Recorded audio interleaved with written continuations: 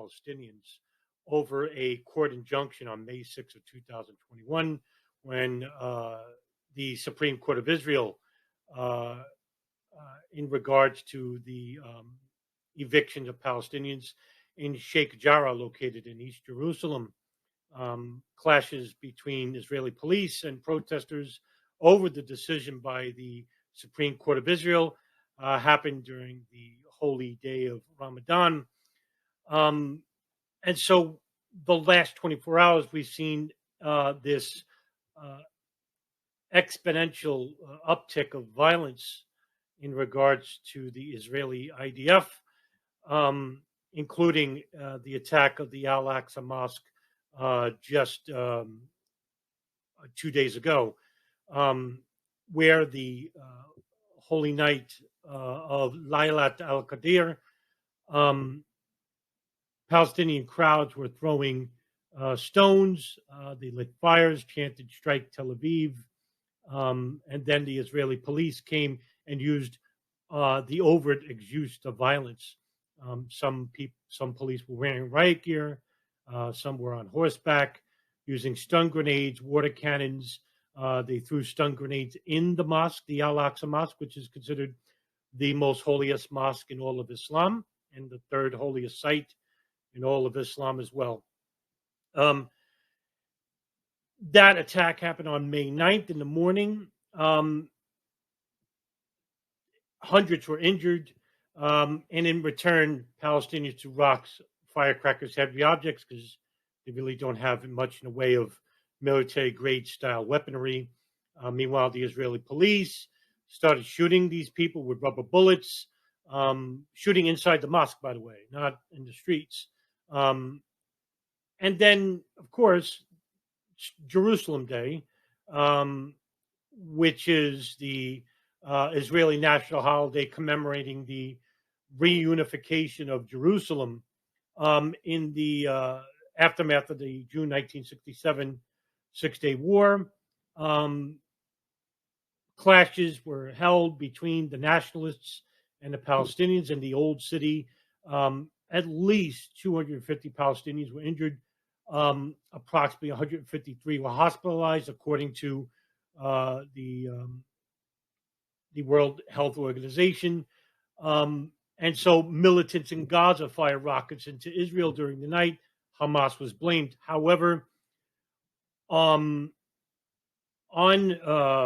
May 10th, Israel launched airstrikes. And this is exactly the problem here, is that you have, and this has been going on for decades, is that you have Israel government knowing that they have a truly depressed, truly defeated Palestinian people cordoned off into these military sectioned off the areas like Gaza, the West Bank. And so these Palestinians really are not able, or they're restricted in their movements, and restricted in what comes in and what goes out, imports, exports, all of this. And it really leads into uprisings by the Palestinians. And why shouldn't they?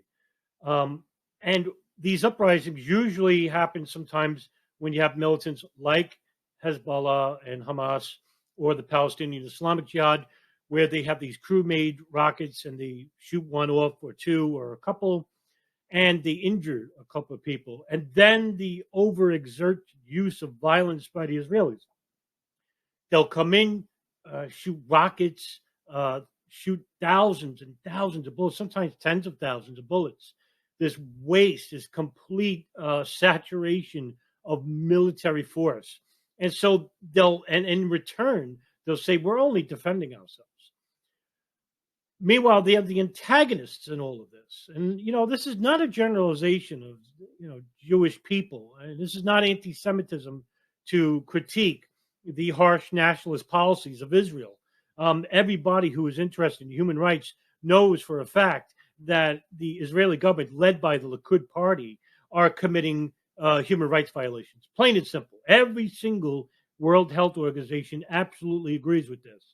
And so there's no debate here, for the exception of Israel and its partner, the United States. Now, this is where Israel government and its nationalist population believes they're doing the right thing because they don't care about the persecution of these alleged World Health Organizations, the alleged charges that they hold on the Israelis, because they're not held liable for it.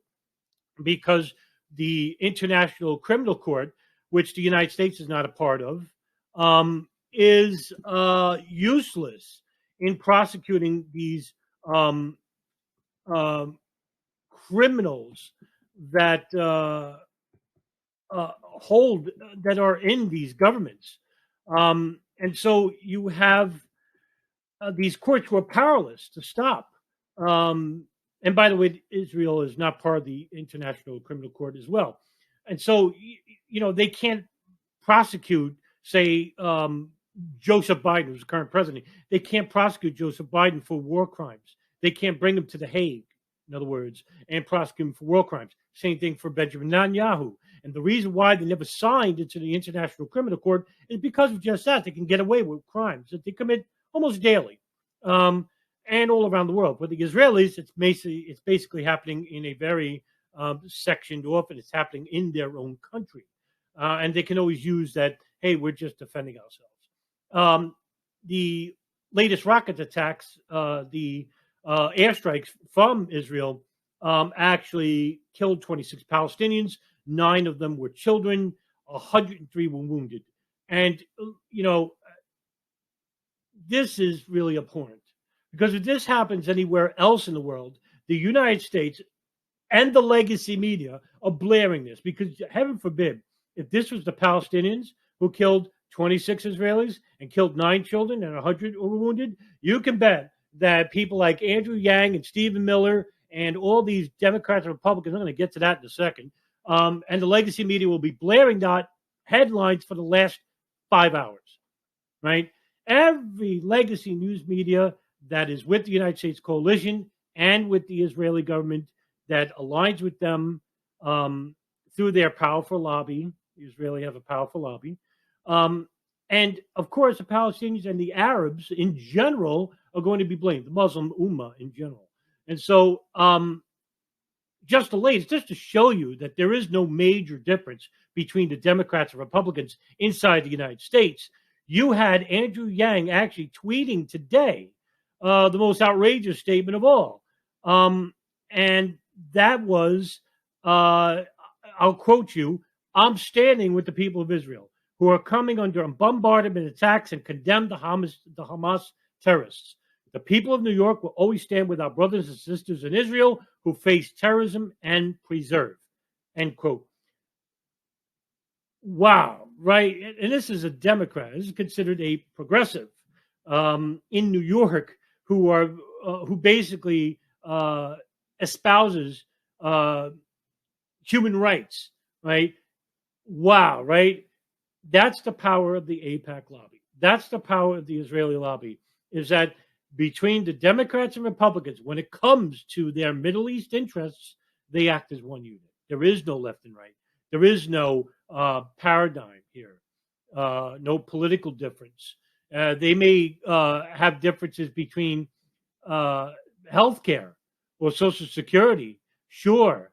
But overall, when it comes to their corporate interests, when it comes to their lobbyists here in the States and abroad, when it entails foreign policy or geopolitical policies, or the Pentagon and the military-industrial complex, which has a vested interest in Israel as well, you better believe that people like Andrew Yang, Alexandra or Cortez, or anybody who claims to be truly a centrist or truly a progressive Democrat, they are not.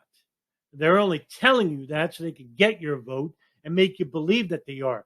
These people are corporatists, plain and simple. And when it comes to their interests, and when it comes to certain instances like this, the Israeli issue, they are going to select the Israelis. In the same fashion, when it comes to Saudi Arabia, when it comes to the oil reserves or regulating the oil market, you better believe that we have a lot of people within the Democrats and Republicans who will act as a singular unit.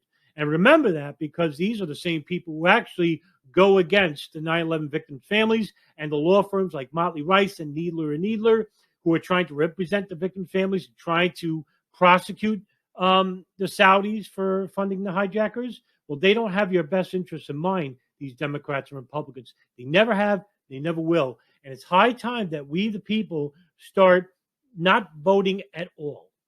Right? There's a reason why they abdicated Bernie Sanders on the side, because he's not truly part of that establishment, even though he really is in a lot of instances. But when it comes to certain instances, he's in the way. And when it comes to their corporate interests, when it comes to lobbyists, basically, he's not playing ball. That's why he's not going to get the backing of the Democrats. And he never have, and he never will. Look what happened. He basically gave up in the 2016 election, and he was forced out in 2012. This is basically, I'm sorry, he was forced out in 2016, and he basically gave up in 2020. And so there you have it. The Israelis committing obvious war crimes, human rights violations, at the very least, just killing children en masse. And this is not a new thing. They've been doing this from time immemorial, where they goad and antagonize and attack, an aggressive attack by these repressed Palestinians, in the hopes that when they shoot off a rocket or two, they could come in with their dozens and dozens of tanks, start shooting white phosphorus from helicopters and planes that the Americans provide them, because they don't make helicopters. All these weapons are basically coming from the United States and their coalition partners like France, Germany, or Canada, what have you, the European Union that's behind them. And there you have it. And they shoot, the exaggerated use of force is not a mistake. They do this all the time. So they can show you that we can do whatever we want and you can't do nothing about it. That can change as long as we have a united public front that's willing to openly critique, without worry of being prejudiced or critiqued by the employer, because that's going to come. Of course, the Israelis are going to label you as an anti-Semite, but it's much like the boy who cried wolf. And every time that they use that, it lessens in value, and it hurts the actual Israelis who are persecuted by their attackers in anti-Semitic events. And we see that here in the United States. I mean, there are Jewish people who are attacked, and there are Islamic militants that do attack Jewish people in Israel. This ain't truly all Israel's fault. We do have Islamic militants who do hate the nation of Israel. However, they are few and far between. The majority of Muslims really don't have an issue with most Jews. They do have an issue with their nationalist form of government headed by the Likud party. That's the problem. And they are simply an extension of the evangelical Christian, the largest Zionist group in the world inside the United States, which is approximately 80 million people. That's a large base, by the way, large voting bloc. I think I'm going to end the video there. Just wanted to give an update on what's happening in the Middle East region. It's really important to pay attention to these issues because it does have an effect regarding our federal government, because this is how our foreign policy is shaped.